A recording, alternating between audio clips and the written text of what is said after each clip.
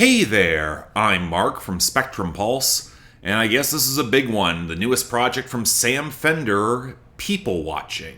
Okay, let's try this again, because the last time I covered Sam Fender was in the pilot episode of On the Pulse that came out in very early 2020, looking back on 2019 albums. And to be blunt, I really disliked that debut. Fender could be a potent singer, but between the god-awful airless production and the writing that at best felt like an amateurish overreach and at worst was insufferably convinced of its own weight, despite being so obviously derivative of many acts I like, and some alarmingly slapdash song construction, wasn't for me. Hell, was bad enough I outright skipped 17 Going Under, and going back to that project now, I don't think I missed that much. It felt like a very slight improvement to his established formula, where the more personal narratives were considerably more compelling than any attempt at political subject matter, most of which just gave me the impression he was way over his head, all backed up by production that took all of that Bruce Springsteen worship and then pushed it through a grayscale bucket of slush. But okay, now it's 4 years later and we have People Watching. And in the natural progression of worshipping Bruce Springsteen, Fender got Adam Granduciel of the War on Drugs to produce and play alongside the Coldplay producer Marcus Dravs. That's about as good of a pedigree as you can get, but look, you can bring as much polish as you want to the table.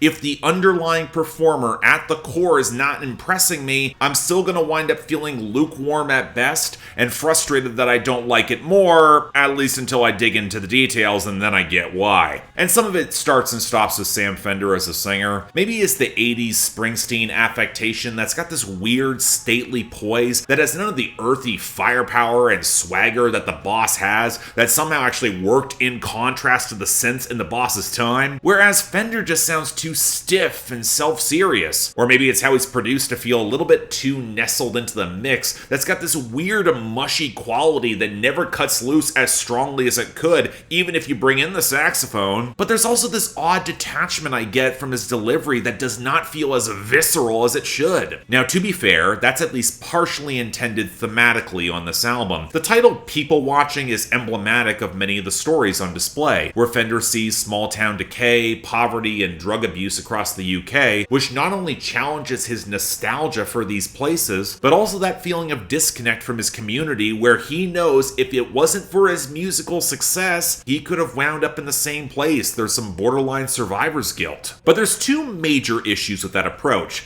The first being that you'll lose a lot of populism writing from such a detached position. It's expecting us to identify more with Fender's angst rather than the actual folks experiencing those hardships, and when you pile on the 80s inflected opulent gloss, it strikes, well, a tone that is sadly a little bit too representative of how a chunk of early to mid 80s popular music actually engaged with such societal issues. But it sure as shit doesn't align with the fiery edges that Springsteen brought to bear. And that leads to the other issue. I still don't think Sam Fender has the acumen to engage with any of these systemic issues that well.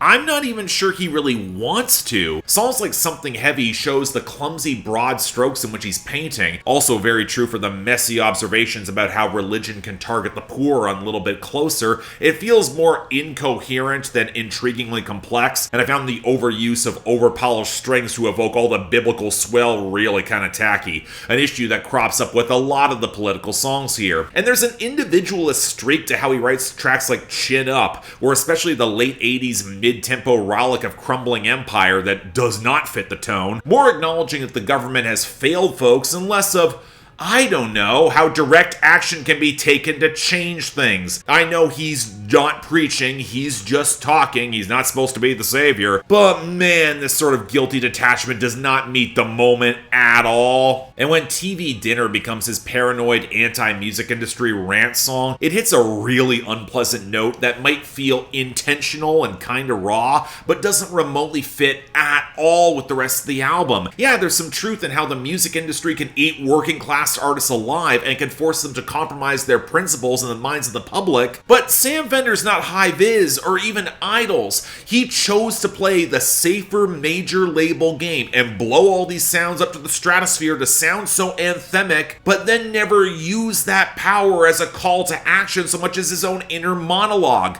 And if you're not gripped by his performance, it just winds up feeling so hollow. But again, these aren't exactly new observations for Sam Fender, so if I'm gonna praise anything, it might be songs where the more personal narrative lands, and there are a couple. The title track, followed tightly by Nostalgia's Lies, are probably the closest to landing the theme across the project, with the former probably coming closest to a War on Drugs song, man I miss them, with the faster acoustic strumming, and the latter featuring those gleaming, choppy leads that kind of reminded me a bit of U2. I also mostly appreciated Wild Long Lie as a slice of dejected barroom misery with a pretty good solo midway through, although how Sam Fender frames drug abuse as wrecking everyone around him falls more into that individualistic trap again, especially given how exasperated he seems of the regulars who will call out the modern system of dealing with drugs and how it hasn't really worked. It feels a little dismissive to me. And both Arm's Length and Rein Me In do a decent job sketching out relationship angst that can manifest with this sort of emotional disconnect, and the latter's got a really nice bass line. And I'll say this, I was really impressed by the closer, the commemoration of love on Remember My Name, a tribute to how his grandfather would speak to his grandmother amidst her struggling with dementia. And it feels not only more intimate,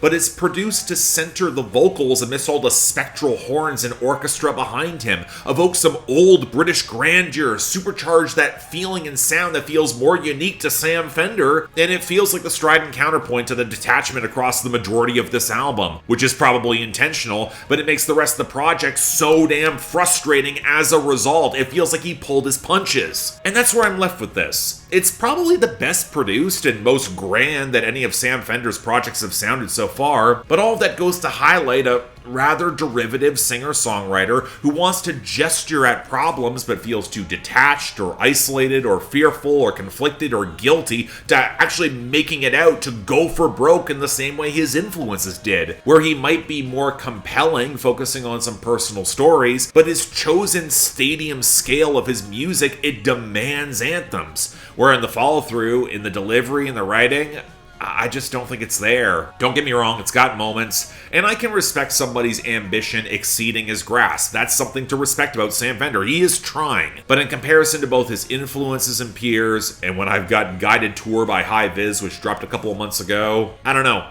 I want to see a little more than just watching. So yeah, thanks a lot for watching. If you want to see more, please be sure to like, share, drop comments, subscribe. I know this is going to get backlash. My last time I talked about Sam Fender, I got some of that too, and that was in a compilation series. But hey, look, I want to like this guy more than I do. Again, it's probably his best to date, but that's just not saying much.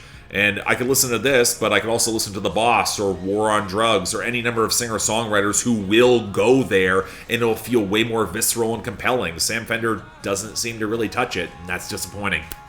Beyond that, though, anything else I might be able to do to improve my presentation, I'm all ears. And if y'all want to get involved in getting projects on my schedule, supporting the channel, yelling at me in my Discord, link to my Patreon, and YouTube memberships are right over there. Don't feel obligated, I understand, tough times, but the option is available. Till then, I'm Mark, you're watching Spectrum Pulse, and I'll see you next time.